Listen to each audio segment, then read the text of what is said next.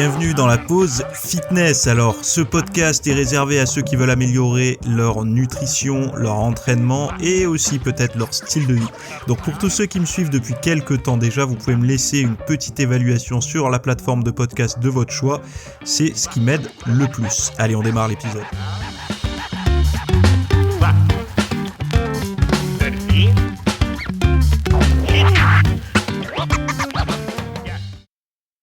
Salut à tous, j'espère que vous allez bien. Nouvel épisode aujourd'hui. Aujourd'hui, on va parler de chocolat d'orgasme et de souvenirs traumatiques. Ce sont des sujets que j'ai trouvé intéressants de partager avec vous cette semaine. On a parlé aussi hier, pour ceux qui étaient connectés, enfin même avant-hier, pour ceux qui étaient connectés, des 6 régimes de 6 problèmes de peau. Non, je reprends. De 6 méthodes alimentaires, donc on appelle ça des régimes, parce que régime, c'est pas forcément un régime de perte de poids, c'est, on va dire, un mode d'alimentation. Donc il y en a 6 qui pourraient permettre d'éviter des problèmes de peau. Donc en fonction de chaque façon de manger, on peut éviter tel ou tel problème de peau.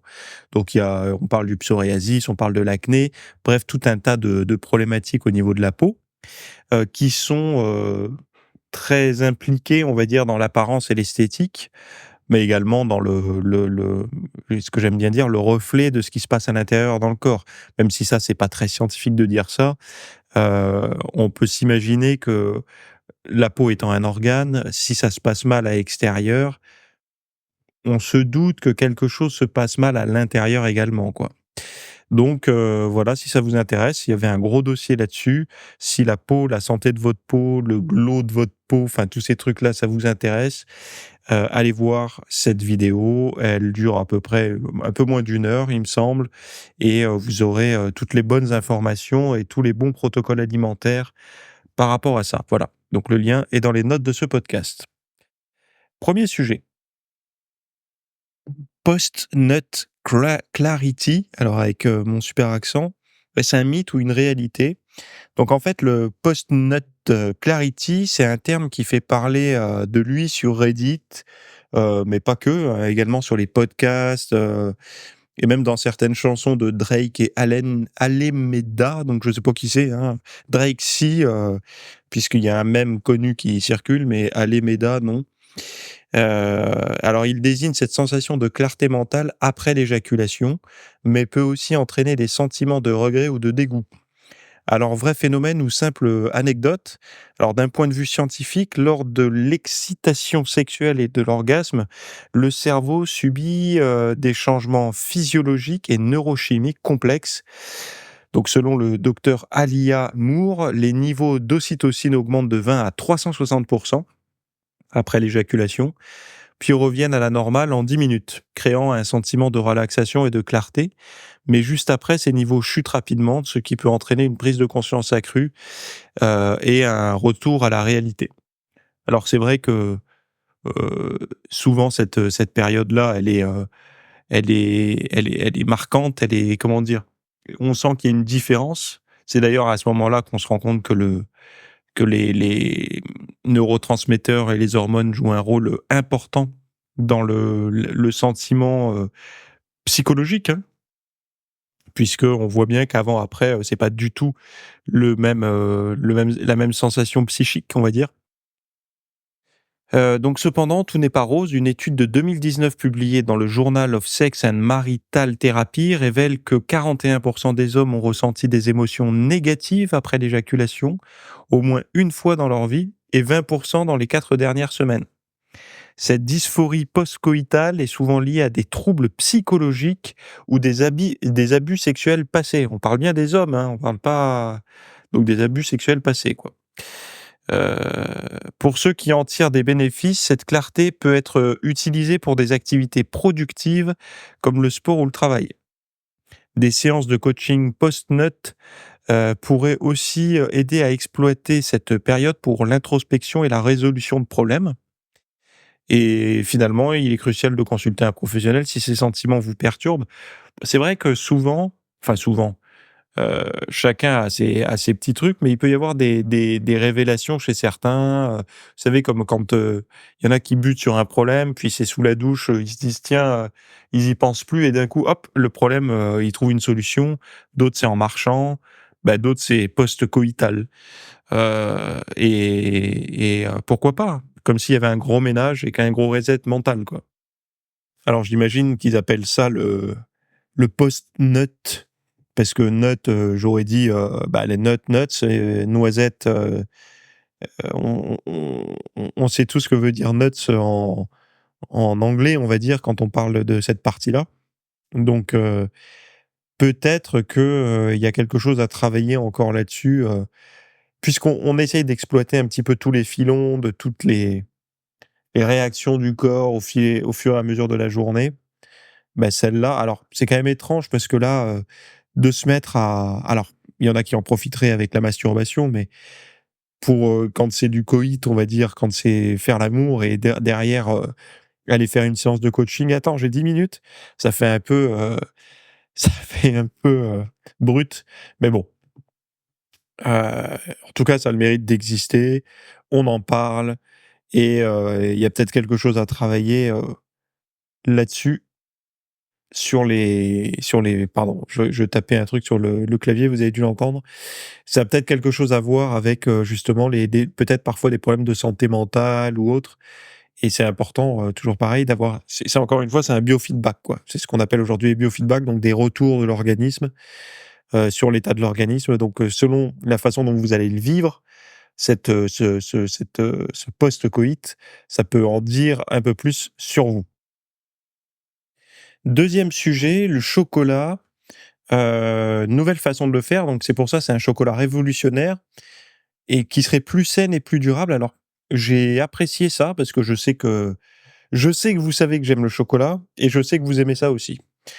Donc il y a les chercheurs de l'ETH, Zurich qui ont collaboré avec, non, oui, qui ont collaboré avec l'industrie alimentaire pour créer un chocolat intégral à base de fruits de cacao. Alors que veut dire intégral? Veut dire qu'il y a que des substances présentes dans le cacao pour produire du chocolat. Donc ce chocolat utilise de la gelée de fruits de cacao à la place du sucre en poudre, réduisant ainsi la teneur en sucre et augmentant la valeur nutritionnelle du produit. Cette nouvelle recette permet d'augmenter les revenus des petits agriculteurs en diversifiant leurs sources de revenus, et la teneur en fibres est augmentée de 20%, atteignant les 15 atteignant, pardon, je vais y arriver, les 15 grammes par 100 grammes de chocolat contre 12 grammes pour un chocolat noir classique européen.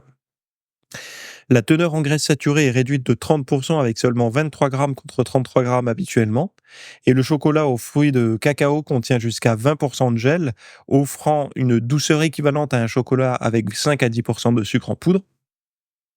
Bon, là pour l'instant, jusque-là, enfin moi personnellement, quand j'ai lu ça, je me suis dit non mais là, ça, j'ai l'impression d'avoir un vendeur en face de moi. Ça paraît trop beau pour être vrai, quoi. Un peu moins de graisse saturée, moins de sucre, les agriculteurs, arrivent mieux à vivre, il y a plus de fibres. Waouh! On signe où, quoi? Moi, je le veux ce chocolat. Mais on va continuer et on va en parler. Donc des tests sensoriels menés par l'Université des sciences appliquées de Berne ont montré que cette nouvelle recette est aussi agréable que le chocolat traditionnel. Super. L'usage de gel de cacao comme édulcorant permet d'améliorer la régulation de l'activité intestinale et de prévenir les pics de glycémie, tout en réduisant les risques de maladies cardiovasculaires associés aux graisses saturées. Donc en fait, là ce qu'on lit, ils disent que l'usage de gel de cacao, alors en gros j'avais regardé, ils utilisent des morceaux de la fève de cacao, je sais plus trop quoi, pour heu, qui transforment après, qui broient ou je sais plus ce qu'ils font. Mais en tout cas, à la fin, ils arrivent à obtenir une espèce de matière, gélatineuse, au goût sucré, sans ajouter de sucre, hein. Alors, probablement que ça viendra du fructose, hein, ça sera peut-être moins du sucre, de table comme enfin quoique le sucre de table, c'est du saccharose, donc moitié glucose, moitié fructose de mémoire. Là, vous aurez du quelque chose peut-être un peu plus riche en fructose naturellement présent dans le cacao. Mais ce qu'ils ont fait, c'est qu'ils ont concentré quelque chose. Donc c'est-à-dire que ceux qui diront: «Mais là, c'est comme manger de la fève de cacao», pas réellement, puisqu'ils en augmentent le goût sucré. Parce que manger une fève de cacao comme ça, c'est amer au possible, il y a pas de goût sucré, hein. Par contre, si vous mangez du chocolat noir nouvelle version là comme ça, qui a un goût sucré, forcément, ça sera, les ratios seront plus cohérents par rapport à la fève de cacao normale. Donc ça voudra dire quoi? Ça voudra dire qu'on a utilisé, beaucoup de ça, donc ça sera peut-être des teneurs en fructose plus élevées. Après, j'ai envie de vous dire, si la teneur en fibres est plus élevée, s'il y a moins de grains saturés, si les agriculteurs en vivent mieux, et de toute façon, moi, le chocolat que je mange, c'est du 95 ou 98, ça dépend les marques. Il y a pas beaucoup de sucre. Donc si je peux remplacer ce un peu de sucre qu'il y a dedans par ce gel-là, moi, ça me va très bien. Ça me va très bien. Parce que de toute façon, le sucre, dans l'absolu, c'est pas bon, et ceux qui disent: «Le fructose, c'est mal», oui, mais dans le sucre de table, il y a un peu de fructose aussi. Donc voilà, même si les gens se disent: «Non», ben si, si, il en faut un peu pour faire, le sucre de table. Donc bouger pour oublier, c'est un autre sujet, que j'avais envie de traiter avec vous. Alors bouger pour oublier, l'exercice aide à effacer les souvenirs traumatisants, et des chercheurs de l'université de Toronto et de l'université Kyushu ont découvert que l'exercice physique stimule la formation de nouveaux neurones dans l'hippocampe, aidant les souris à oublier les souvenirs traumatisants ou liés à la drogue. Alors c'est important. Combien de personnes ont fumé des pétards dans leur jeunesse, ou même pris des drogues plus salées, ou alors même ayant des souvenirs traumatiques autres, hein, peu importe. Eh bien, le sport pourrait permettre, enfin c'est pas pourrait, c'est peut, aider à justement, restructurer enfin refaire des nouveaux neurones dans l'hippocampe. Donc c'est une partie du cerveau. Donc en augmentant la neurogénèse, donc la fabrication de nouveaux neurones, les circuits neuronaux se reconfigurent, facilitant l'oubli des souvenirs négatifs. C'est quand même fou. Le sport, là, on a encore une bonne raison d'en faire, quoi. Donc les expériences ont montré que les souris soumises à des chocs électriques développaient des comportements similaires au stress post-traumatique. Pauvres souris. Enfin, pauvres souris, en même temps, si elles n'étaient pas là, on n'aurait pas fait autant d'avancées dans la médecine. Cependant, après 4 semaines d'exercice, les souris présentaient moins de symptômes de stress post-traumatique et plus de nouveaux neurones dans l'hippocampe. En comparaison, les souris sans exercice restaient anxieuses et évitaient les espaces sombres. Euh, donc faire de l'exercice, comme vous le voyez, on a des réponses sur le... Vous savez, quand moi, ce que j'entends là, c'est plus ou moins... Alors, le stress post-traumatique, c'est OK, c'est quelque chose de sérieux. Je dis pas que l'anxiété n'est pas sérieuse, hein, mais le stress post-traumatique, c'est quelque chose qui peut mener assez rapidement à des phases très très sombres, voire pour ceux qui ont vu qui ont lu la littérature américaine ou qui ont vu des reportages et tout ça sur les soldats, au suicide, malheureusement, quoi. Et alors je crois que une des thérapies les plus utilisées était l'EMDR. Je sais pas si c'est toujours le cas. Donc une thérapie où en fait on vous met un espèce de pendule face aux yeux qui va de droite à gauche. Soit enfin normalement il y a un professionnel en face de vous, un psychologue, hein. On vous fait revivre on vous fait digérer en fait en vous faisant balayer les yeux de droite à gauche ce souvenir traumatique. Et il y a eu des effets, des résultats significatifs, et ça a été jugé comme suffisamment efficace en tout cas pour que ces protocoles soient reconnus par la science, quoi. Bon, là, faire du sport, ça pourrait aider. Moi, je trouve ça génial parce que, heu, c'est encore une fois, il y en a qui vont se dire: «Oui, mais c'est quelque chose d'actif et tout». Je suis pas d'accord, c'est passif, en fait. Pourquoi? Parce que l'actif, c'est quand vous allez faire du sport, on est d'accord, mais c'est pas en faisant du sport, en fait. C'est que vous allez faire du sport, ce sport va fabriquer de nouveaux neurones, en tout cas, permettre d'en refabriquer au niveau de l'hippocampe, et de manière passive, en fait, ça va vous permettre de voir autre chose que de rester dans vos vieux circuits, en fait, neuronaux. Donc là, il parle du symptôme PTSD, donc de stress post-traumatique, mais imaginez si vous êtes quelqu'un d'anxieux, vous trimballez un bagage anxieux depuis des années, le sport pourrait vous permettre justement de solutionner ça. Donc, enfin solutionner, en tout cas adoucir votre existence et votre quotidien. Euh, mais encore une fois, ça permet d'avoir, moi, à chaque fois que je lis comme ça des études là-dessus ou des articles comme ça vient rajouter des effets court terme de l'exercice physique. Parce que là, on parle pas d'attendre un certain temps pour avoir un tour de bras ou quoi que ce soit. Là, c'est quasiment immédiat. C'est-à-dire que la fabrication de nouveaux neurones, alors ce qu'ils appellent le BDNF, hein, Brain Derived Neurotrophic Factor, je vous en parlais déjà il y a 5-6 ans, lorsque j'avais discuté et travaillé sur les écrits de alors j'avais discuté avec lui aussi, mais travaillé beaucoup sur ses écrits et ses conférences de Pierre-Marie Liédot, qui je crois qu'il travaille au CNRS, spécialiste du cerveau. Eh bien, déjà, le BDNF, enfin, ce terme, il revenait très souvent et lui, il le dit depuis longtemps déjà que alors lui, je connais plus exactement son expression, mais je crois, le cerveau meurt de la routine et se nourrit du changement ou un truc comme ça. Donc lui, pour lui, le cerveau, en fait, il adore la routine. Il adore, en fait, pourquoi? Parce que c'est économe, hein, et mais par contre, c'est le changement qui le fait progresser et grandir. Et il a beaucoup milité pour dire que c'est faux, on ne perd, on peut gagner en fait des nouveaux neurones, même après enfin des nouvelles connexions neuronales, même après l'adolescence et après la vie de jeune adulte, même vieux. Et lui, il le voit en fait en auscultant, enfin en tout cas quand il y a des cerveaux qui sont ouverts après la mort des individus, on peut voir des individus jeunes qui ont des cerveaux de vieux et des individus plus vieux qui ont des cerveaux de jeunes. Pourquoi? Parce qu'en fait, en fonction de ce qu'ils faisaient, est-ce qu'ils apprenaient de nouvelles choses encore au quotidien et tout ça, et ben la structure de leur cerveau était ou jeune ou vieille. Et bien là, on peut voir qu'avec le sport, on peut avoir ça. Et pourquoi? Parce que l'exercice, alors moi je pense que l'exercice participe aussi à ça. Alors c'est une des raisons, c'est les sécrétions, je crois, de myokine au niveau musculaire, hein, liées à l'exercice. Mais il y a également l'apprentissage. Quand vous apprenez à faire un mouvement, vous fabriquez de nouvelles connexions. Par exemple, alors la musculation, vous allez me dire, c'est pas quelque chose de très, c'est pas un gros travail d'équilibre, mais bon, quand vous avez jamais fait de développé couché, la barre elle descend pas super linéaire et tout. Donc il y a quand même un apprentissage des mouvements, du squat, du soulevé de terre, le placement, enfin bon, toutes ces choses-là. Mais après, c'est dans des sports comme le VTT, comme la course à pied, comme même le surf, plus vous allez avoir évidemment un sport d'équilibre avec de la synchronisation, etc., plus il va y avoir de la connexion neuronale qui va devoir se faire, quoi.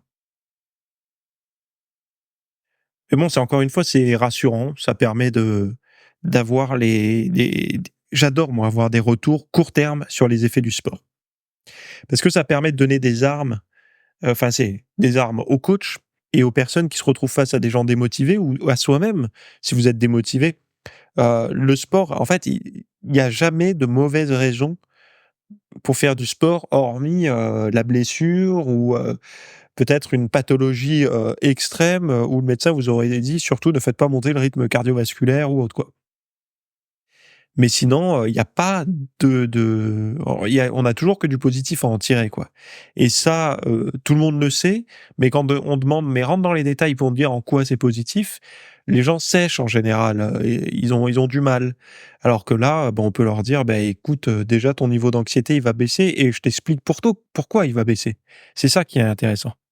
Et je pense que vous et la majeure partie des gens, moi y compris, les grands discours, on n'y croit pas trop. Vous savez, les grandes phrases: «Faire du sport, ça fait du bien, c'est bon pour ça déstresse».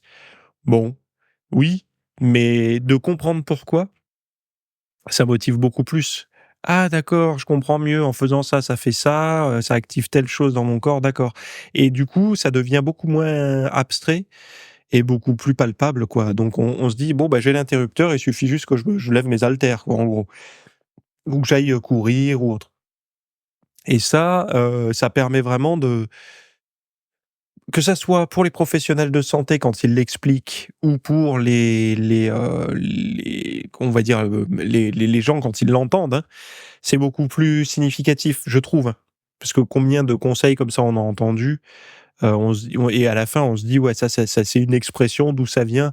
Puis vu qu'on est dans une ère de remise en question de tout et de n'importe quoi, bah, ça souvent, c'est les gens peuvent se dire: «Est-ce que c'est vrai, quoi?»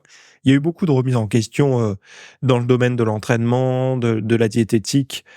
On va dire ces 20 dernières années, il y a eu une très, très grosse mode à démonter, démystifier. Il y a même des livres qui ont été écrits là-dessus pour, démystifier, comme si, les gens étaient mal intentionnés, et voulaient pas donner des bons conseils avant et qu'aujourd'hui, ce sont les bons, aujourd'hui ce sont que des sauveurs.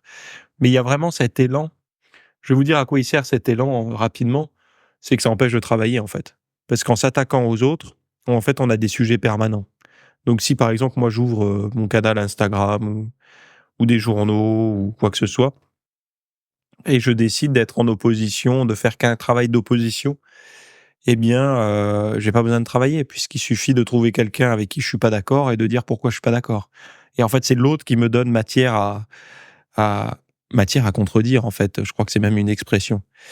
Heu et donc j'ai plus besoin de bosser. Et il y en a plein aujourd'hui qui ont basé tout leur business là-dessus, tout leur nombre de vues là-dessus. Bon, c'est un peu fainéant comme mode de travail, mais bon, c'est comme ça, il en faut, c'est du divertissement et le divertissement aujourd'hui, c'est ça. Donc faut que j'arrête de parler comme un vieux con et ils ont totalement raison de le faire, en fait. Donc les 6 meilleurs régimes pour la peau, j'en parlais tout à l'heure. Heu, on a tous, je pense, eu où on a des problèmes de peau. Moi, je sais que, par exemple, j'ai la peau qui a tendance à être un peu sèche ou des choses comme ça, à faire un peu des plaques quand je suis un peu stressé ou quand il fait très froid, et je peux avoir un peu cette sensation-là. Il y en a, ça va être l'acné qu'ils vont avoir, d'autres, ça va être de l'eczéma, d'autres, ça va être du psoriasis, d'autres, ça enfin bon bref, tout un tas de problèmes de peau comme ça. Il y en a qui disent: «Moi, j'ai aucun problème», tant mieux pour eux.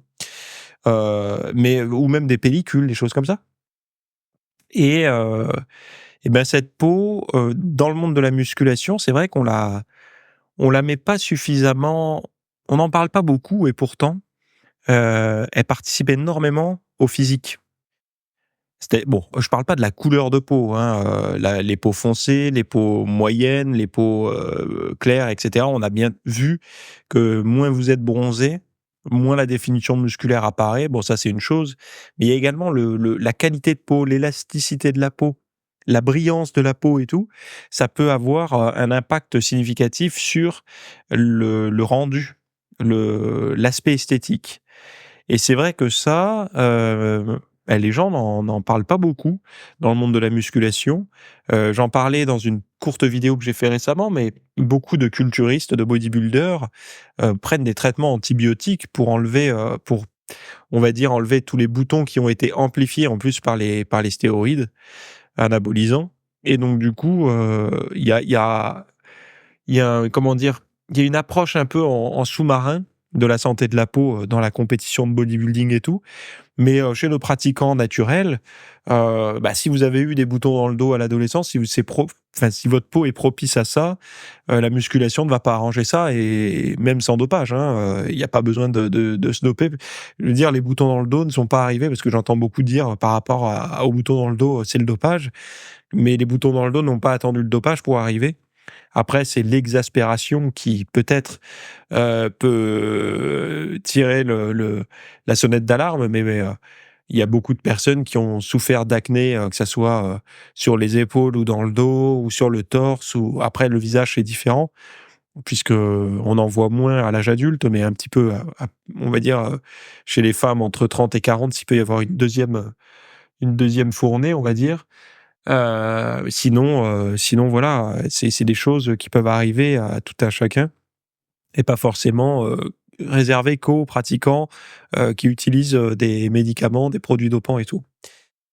Et c'est vrai qu'il y a les régimes ont été étudiés, hein, mais vraiment, c'est-à-dire ils ont pris tout un tas de régimes actuels là utilisés et ils ont regardé lesquels étaient les plus efficaces pour quel type, donc psoriasis, acné, dermatite, enfin tout un tas de choses.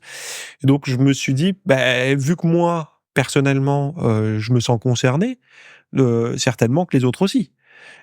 Et j'ai voulu en parler. Et j'ai trouvé ça intéressant de voir que finalement, il y avait pas mal peut-être d'erreurs qu'on peut faire aujourd'hui, même quand on est bien informé. Et ça permet toujours une fois d'avancer et de comprendre. Comme je disais tout à l'heure, la peau est le reflet quand même de ce qui se... La peau reste un émonctoire. Un émonctoire, c'est un organe qui évacue les toxines et tout.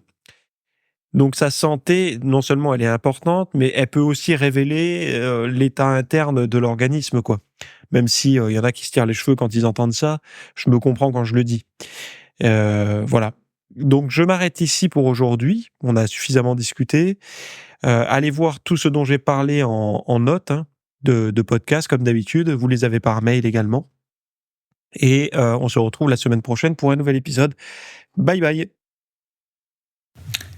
Merci d'avoir écouté cet épisode. Alors, avant de partir, j'avais juste quelque chose à vous partager.